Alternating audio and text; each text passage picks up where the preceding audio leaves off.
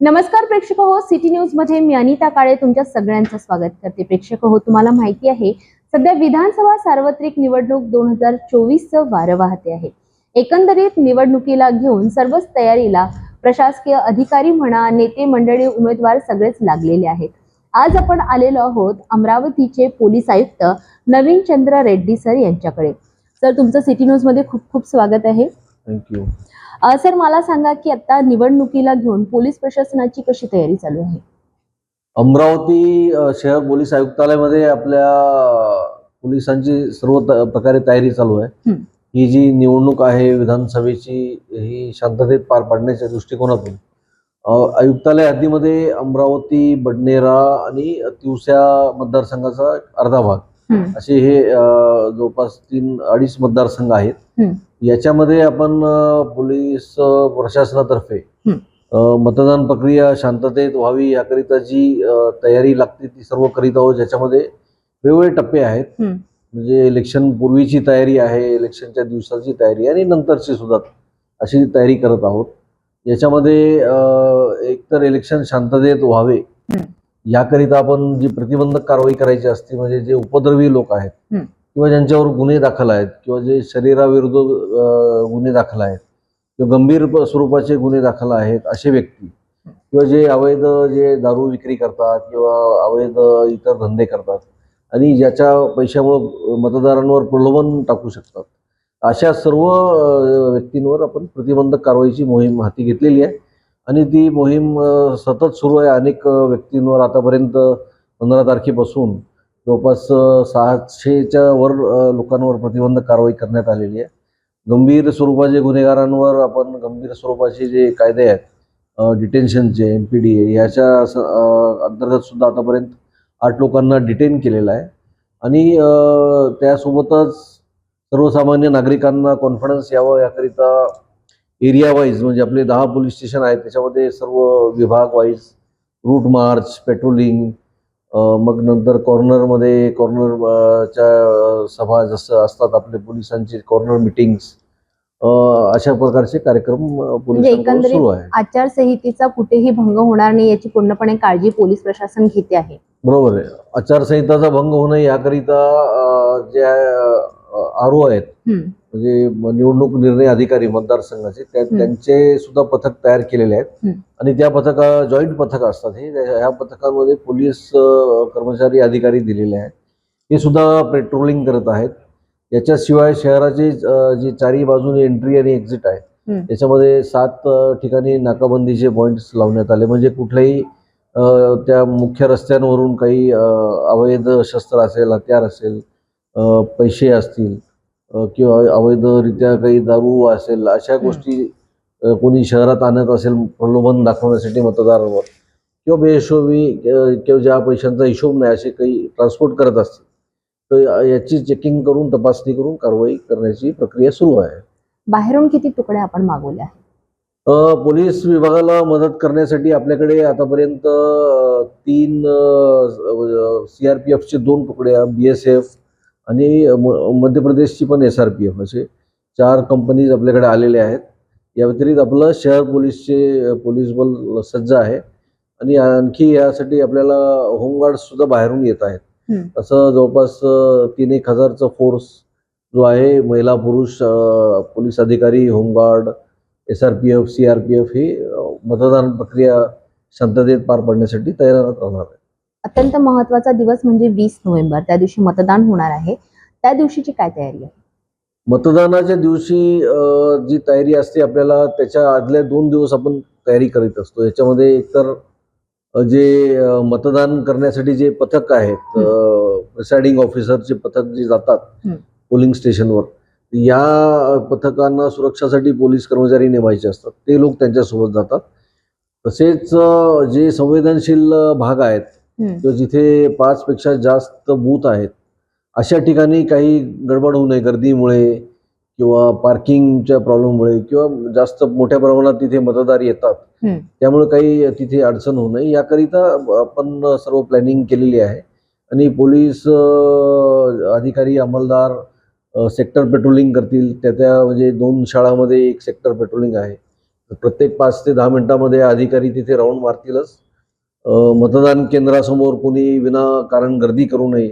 100 मीटरच्या आतमध्ये 100 मीटरच्या आतमध्ये कोणी प्रचार प्रसार करू नये मतदानाच्या दिवशी. आणि इतर कुठल्याही प्रकारचं लोकांवर कोणी दबाव टाकू नये, प्रलोभन देऊ नये. या सगळ्या गोष्टी ज्या आहेत ते करू. त्यासोबतच मतदानाच्या आदल्या दिवशी 2 दिवस आधीपासूनच रात्री सुद्धा इंटेन्सिव्ह अशी चेकिंग करण्यात येईल. सर्व हॉटेल, लॉजेस, धर्मशाळा जिथे बाहेरून कोणी लोक आले का, अशा लोकांना बाहेर काढून टाकण्यात येईल. आणि त्यासोबतच म्हणजे अधिक तपासणी करण्यात येईल, कडक तपासणी करण्यात येईल. विनाकारण कोणी लोक बाहेर फिरू नये, विनाकारण लोकांना जाऊन कोणी धमकी देऊ नये, कोणी पैसे वाटप करू नये किंवा इतर प्रलोभन वाटप करू नये. असं ह्या सगळ्या गोष्टी आम्हाला पाहावं लागतात. तर त्या गोष्टी सुद्धा आपण 18, 19, 20 या तिन्ही जे त्या दिवशी मोठ्या प्रमाणात करण्यात येईल. त्याहीपेक्षा महत्वाचा दिवस 23 नोव्हेंबर, त्याची तयारी. 23 नोव्हेंबरचे जे काउंटिंग आहे, ते काउंटिंग जो आहे लोकशाही भवनमध्ये होणार आहे. लोकशाही भवनमध्ये 2 ठिकाणी म्हणजे 2 असेंब्लीचे काउंटिंग होणार आहे आपल्याकडे, ज्याच्यात अमरावती कॉन्स्टिट्युन्सी आणि बडनेरा कॉन्स्टिट्युन्सी या दोन्हीची आपली तयारी करण्यात आलेली आहे. तिथे अशी प्रशस्त अशी जागा आहे आणि ते वाहतूकचं तिथे नियोजन व्यवस्थित होत आहे आणि गर्दी पण नियंत्रणात करण्यात येईल. आणि ज्या लोकांना पास दिलेले आहे किंवा जे अधिकृत आहेत उमेदवारांचे एजंट, काउंटिंग एजंट असतील किंवा त्यांचे प्रतिनिधी असतील किंवा मीडियाचे अधिकृत प्रतिनिधी, मीडिया ज्यांना पास दिलेला आहे आणि इतर अधिकारी, अशा सर्व लोकांची व्यवस्थित तपासणी करून त्यांना प्रवेश देण्यात येईल. आणि निकाल शांततेत झाल्यानंतर कुठल्याही प्रकारची कोणी मिरवणूक काढून किंवा कुठल्याही भागात जाऊन कोणी गोंधळ घालणार नाही, याकरिता सुद्धा आपण दक्षता बाळगत आहोत. एकूण पोलिंग बूथ किती येतात, त्यापैकी स्पेशली संवेदनशील जे पोलिंग बूथ आहे अशा ठिकाणी आपण काय नियोजन केलं? आपल्या अमरावती पोलीस आयुक्तालय हद्दीमध्ये 791 पोलिंग बूथ्स आहेत.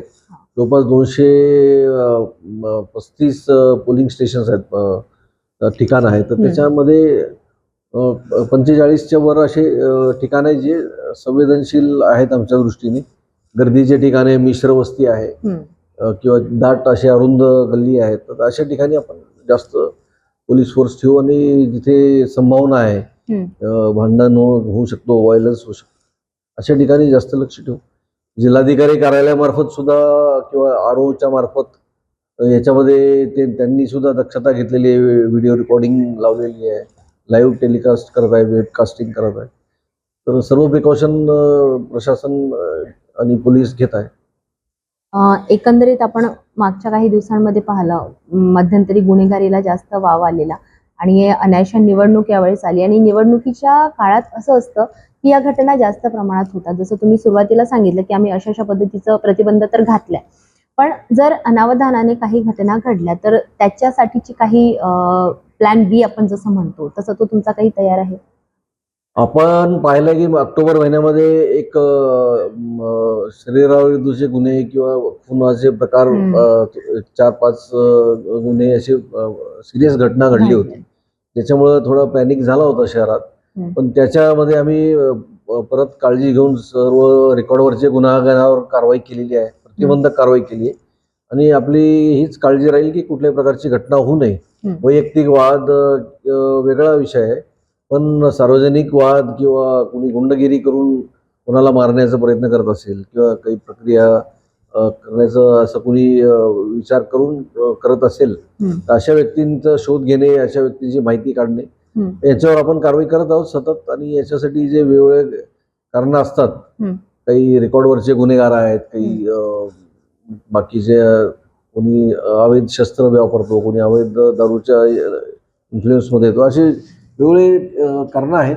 या सर्व कारणांचा वर आपण कारवाई करीत आहोत आणि असे व्यक्तींवरही भरपूर कारवाई केलेली आहे. आतापर्यंत काही आचारसंहिता भंग झाल्याच्या घटना तुमच्या? आचारसंहिता भंग झाल्याचे तक्रारी ज्या आलेल्या आहेत ते आमच्याकडे पोर्टलवरून आलेले आहेत आणि त्यांचं शहानिशा संबंधित जे आरओ आहेत त्यांचे पथक आणि पोलीसचं पथक करीत आहे.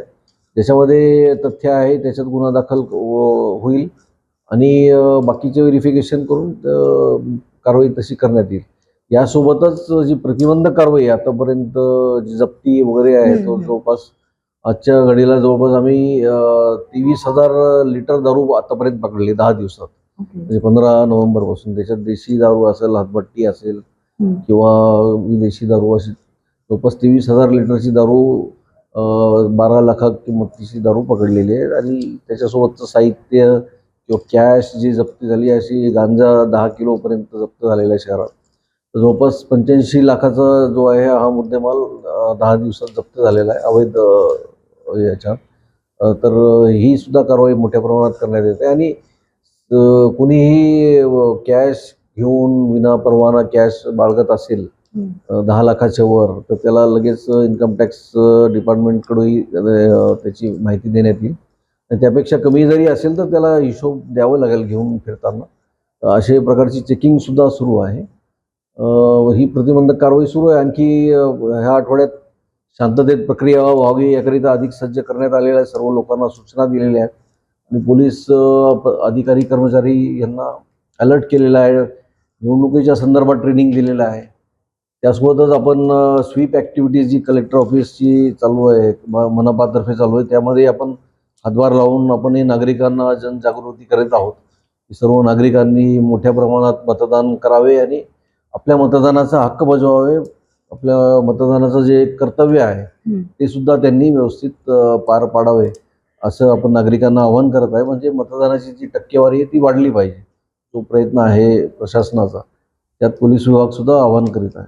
काल जी तिरंगा महारॅली काढण्यात आली, तुम्हाला वाटतं याचा आपल्याला मतदानासाठी फायदा होईल? मतदारांची जनजागृती करणे हेच प्रशासनाचं काम आहे. आणि सर्व कर्तव्यदक्ष मतदारांनी ज्यांचं नाव मतदार यादीमध्ये आहे त्यांनी मतदान केलंच पाहिजे, कारण ते आपलं राष्ट्रीय कर्तव्य आहे. असं आवाहन आपण सर्व ठिकाणी जाऊन करत आहे. फक्त रॅलीज काढून नाही, बाकीच्या कॉर्नर एरिया वेगवेगळ्या भागात सुद्धा जिथे मतदान लोक कोणी आले नाही तर अशा ठिकाणी सुद्धा जे महापालिकेचं पथक आहे, झेडपीचं पथक आहे, त्यासोबत पोलीस सुद्धा जाऊन आवाहन करीत आहे. शहराचे पोलीस आयुक्त म्हणून जनतेला काय आवाहन कराल? आपल्या मार्फत मी सर्व जनतेला आवाहन करतो की अमरावती पोलीस आयुक्तालय हद्दीतील की आपण येणारी 20 तारखेची जी विधानसभेची निवडणूक आहे यामध्ये आपण कुठल्याही आमिषाला बळी न पडता, कोणालाही न घाबरता आणि कोणत्याही दबावाखाली न येता मतदान करावे. मतदान करणे हे आपलं हक्क आहे आणि कर्तव्य सुद्धा आहे. तरी आपण सर्वांनी आपलं हे राष्ट्रीय कर्तव्य पार पाडावे, बजवावे, मतदान करावे. आपणही करावे, आपल्या मित्र नातेवाईक सर्वांना आपलं जो कर्तव्य आहे ते कर्तव्य करण्यासाठी सर्वांना सांगावे, एवढे मी आपल्या मार्फत आवाहन करतो. धन्यवाद सर. हे होते शहराचे पोलीस आयुक्त नवीनचंद्र रेड्डी. मतदारांनो, संविधानाने आपल्याला मतदानाचा अधिकार दिला आहे. लोकशाहीचा हा उत्सव आहे आणि या उत्सवात सगळ्यांनी या आपल्या कर्तव्याला बजवायचं आहे. प्रत्येकाने 20 तारखेला आठवणीने मतदान करण्यासाठी जा.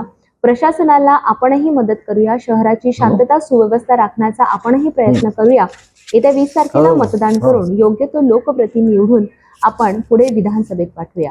सर्व निवडणुकीची अपडेट बघण्यासाठी बघत रहा सिटी न्यूज. नमस्कार.